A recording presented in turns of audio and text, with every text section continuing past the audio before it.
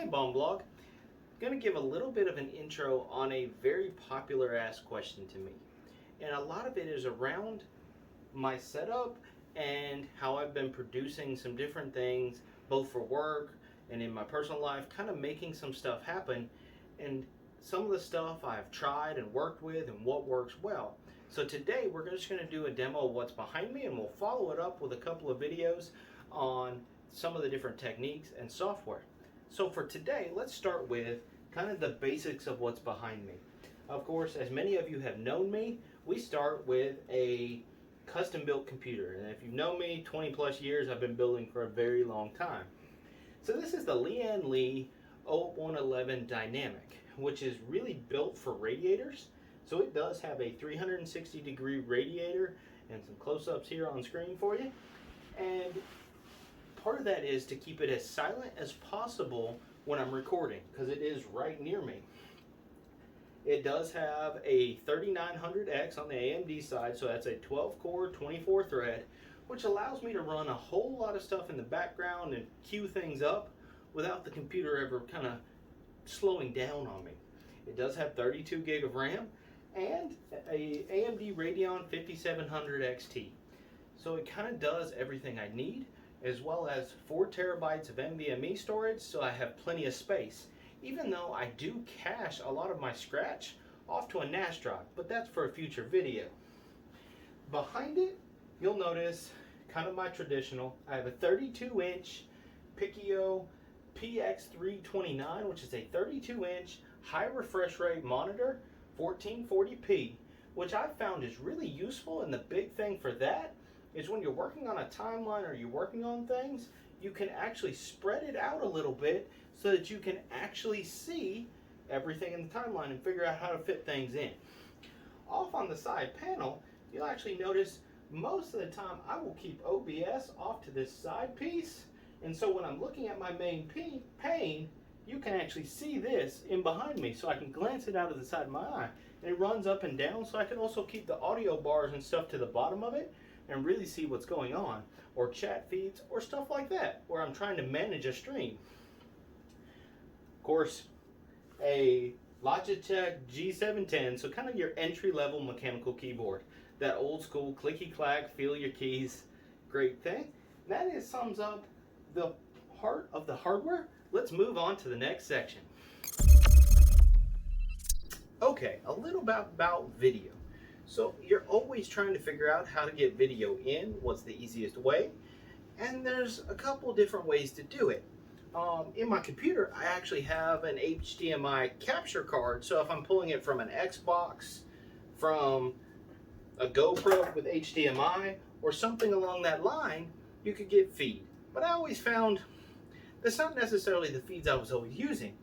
I always was trying to get more green screen feeds and different angles. So the USB, where I could easily add more, was really nice. The downside to the original Logitech C920 I used, which was great for most things, is green screen, the lower resolution of 1080p, doesn't cut the green screen as sharp.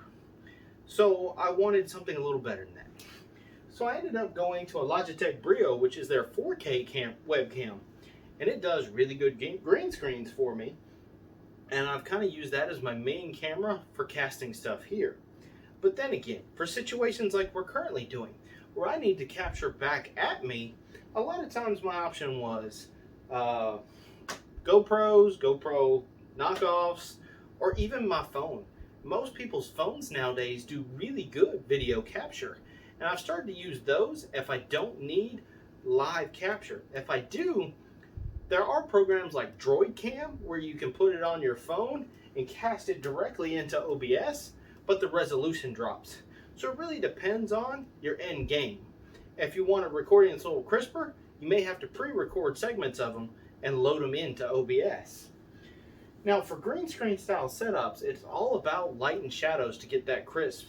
So one of the things I use is, besides overhead lights, is an LED light panel that I can position up above me to help drop shadows out and make sure I get those clean looking images, both for recordings, streams, as well as different meetings I have to attend.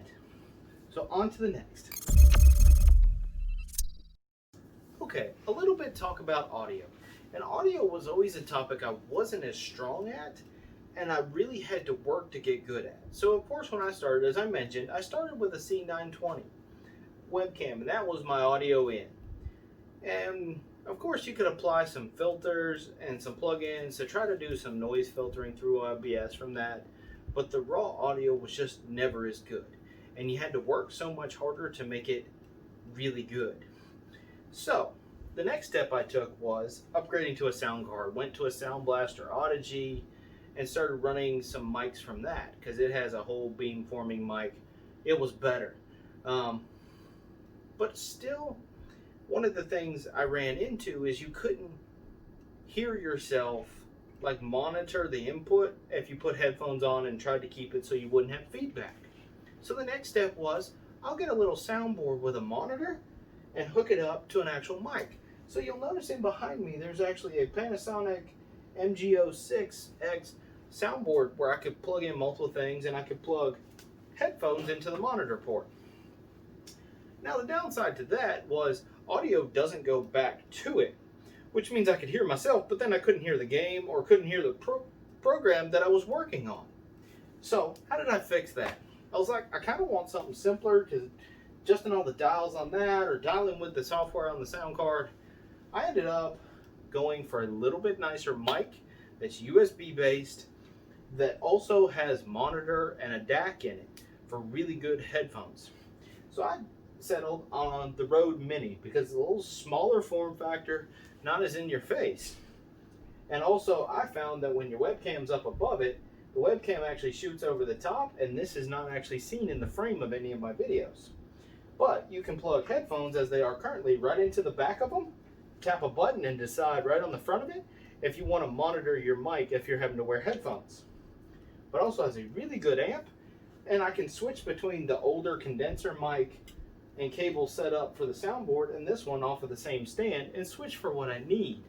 So for some stuff it worked really well, and I also have the ability now that if I want to do a podcast or a setup like that, I can actually run the XLR cables from the soundboard to somewhere else and have a conversation and have two separate feeds, and it works really well.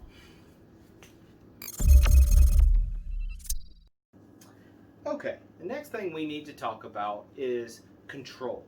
How do you go about easily controlling your stream without having to dig into the software and have your eyes glaring off of somewhere else trying to figure out what you're doing? Well, the way you do that is macro keys or controllers, where you can hotkey commands and make things happen real easily.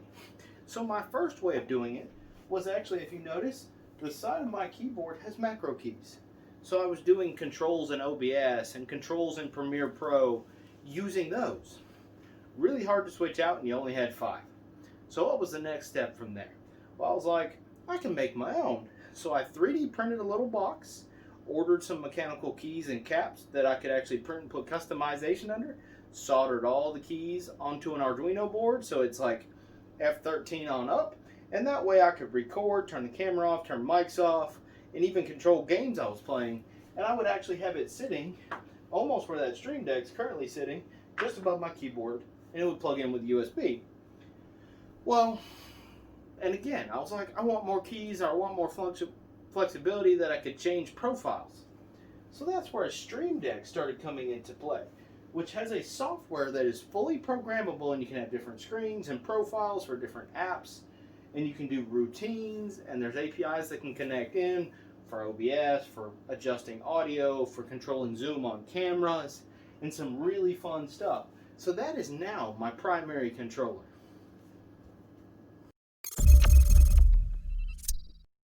Now that you've seen some of the basics of my setup, we can get into, in future videos, some of how I have software set up or some of the workflows that I work on, so you can see how do you get some of that noise reduction done, or how do you get the chroma key to work right to make a green screen go away.